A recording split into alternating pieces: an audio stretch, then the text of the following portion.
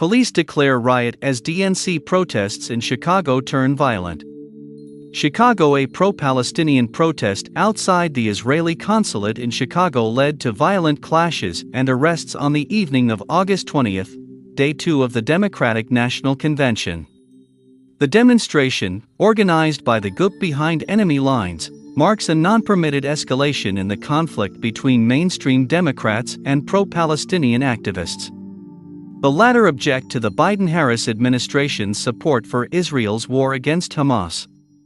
The Chicago Police Department did not immediately clarify how many protesters had been taken into custody or how many injuries had occurred when asked via email. Yet, the Epoch Times saw numerous arrests take place. In the hours leading up to the first outbreak of violence, hundreds of protesters had gathered near downtown Chicago outside Accenture Tower, the home of the Israeli consulate. Chants of intifada, an Arabic word for rebellion or uprising, were heard among the crowd. Another chant, "The whole world is watching," deliberately recalled the 1968 Democratic National Convention, also held in Chicago.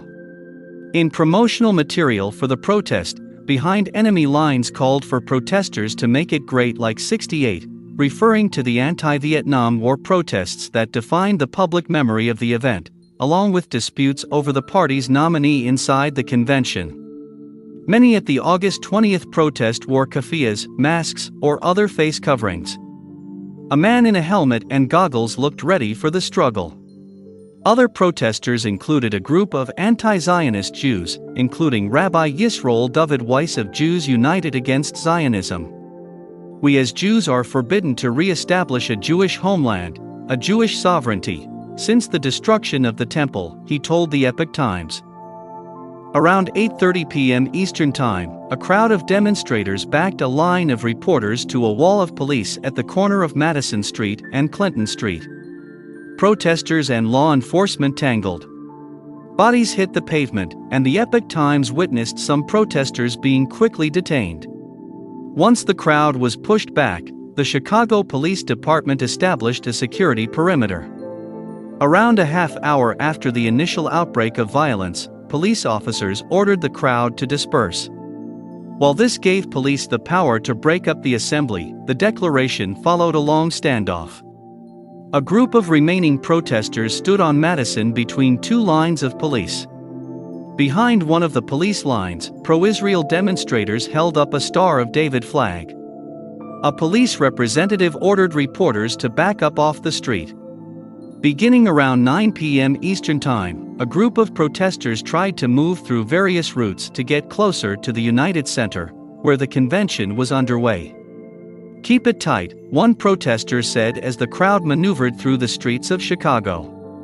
While they may have intended to reach the United Center, located further west on Madison, they mostly wound around the streets south and east of the Israeli consulate. At one point, a cabbie got caught up in the chaos.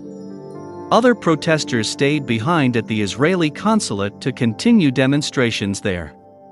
As protesters were being handcuffed near a paddy wagon, law enforcement indicated that only Green Hats members of the Progressive National Lawyers Guild, on hand to observe police conduct during left-wing demonstrations, could cross a police line. Then Chicago Police Superintendent Larry Snelling led the pushback of journalists and remaining demonstrators on the sidewalk. The mobile group stopped at the corner of West Adams Street and South Clinton Street, still several blocks from the United Center. Another police blockade assembled. After a final push south past Union Station, leading to at least one more arrest witnessed by the Epoch Times, the protests' numbers had really thinned out. Near Van Buren and Clinton, Chicago police and Illinois State Police had formed lines perpendicular to each other. The evening's demonstrations follow protests on August 19, in which demonstrators breached fencing in a park near the United Center. More protests are expected during the last 2 days of the DNC.